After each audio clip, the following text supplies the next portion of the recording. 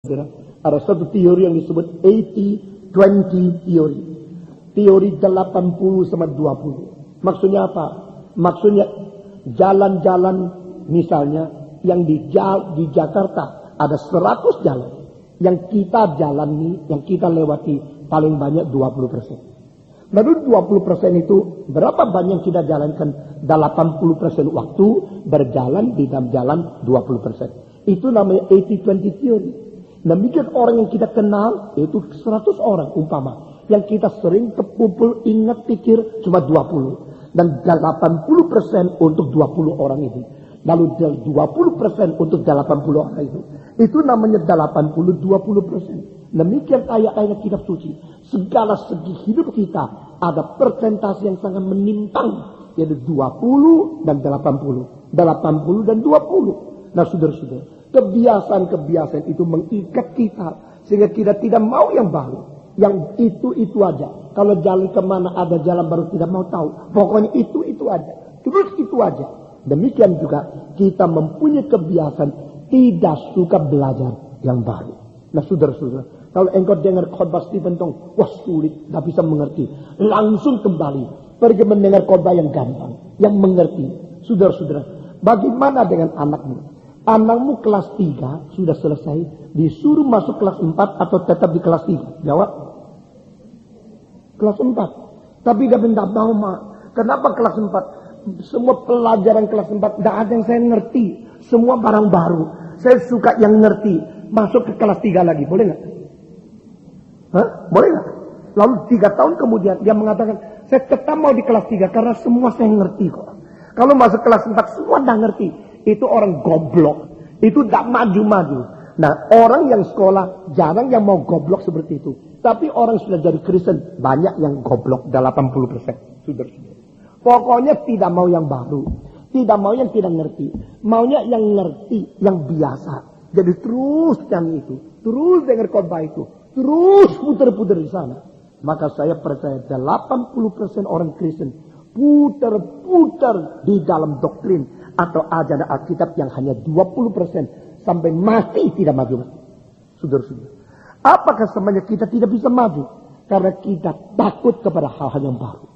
Kita hanya mau hal-hal yang sudah tidak paham. Yang sudah tidak kuasai. Kita takut keluar. Kita tidak mempunyai sekuritas. Tidak mempunyai perasaan aman. Kalau keluar dari hal-hal. Dan menuju kepada hal-hal yang baru. Saudara-saudara. GRII berusaha memberikan doktrin apa saja dalam kitab suci. Memberikan pengajaran apa saja dari kitab suci. Sesuai dengan semua ayat yang dibaca. Kita membahas. Supaya kita tidak terjebak di dalam semacam hantu yang menjadikan kita terkurung di dalam kesederhanaan dan keadaan yang sudah tahu dan tidak menjelajah kepada hal yang baru. Saudara-saudara, kita harus maju. Kita harus menuju kepada sesuatu pertumbuhan seperti kesempurnaan daripada Yesus Kristus. To grow until the measurement of Christ. Itu ada perkataan daripada Paulus. Mari kita bertumbuh besar, sempurna seperti Kristus. Dan Yesus berkata, biar engkau sempurna seperti Bapamu di surga sempurna. Ini memang tidak gampang. Tapi bagaimanapun tidak ada alasan bagi kita menjadi orang Kristen yang memuaskan diri, menjadi orang Kristen yang mengekang diri, menjadi orang Kristen membatas diri untuk tidak maju.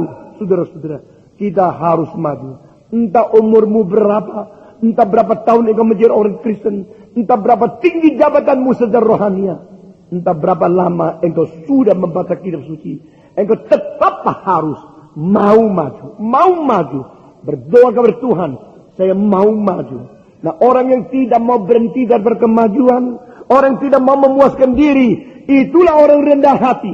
Saudara-saudara, rendah hati bagi saya bukan sikap, rendah hati saya bukan postur, rendah hati saya bukan semacam kebiasaan di dalam tingkah laku yang bersifat kebudayaan.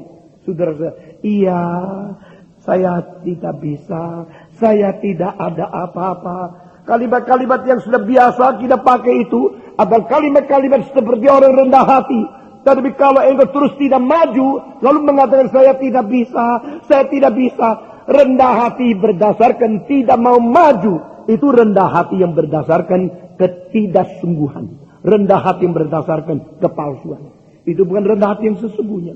Rendah hati yang sesungguhnya adalah sudah maju, tetap merasa diri kurang. Sudah menuju kepada sesuatu keberhasilan, tetap merasa diri perlu maju lagi. Keinginan yang tidak habis-habis untuk maju. Itulah rendah hati. Saudara-saudara, engkau sudah berapa tinggi, berapa pintar, berapa hebat, tetap menuntut akan kebenaran. Tidak habis-habis menuntut kebenaran. Itu rendah hati.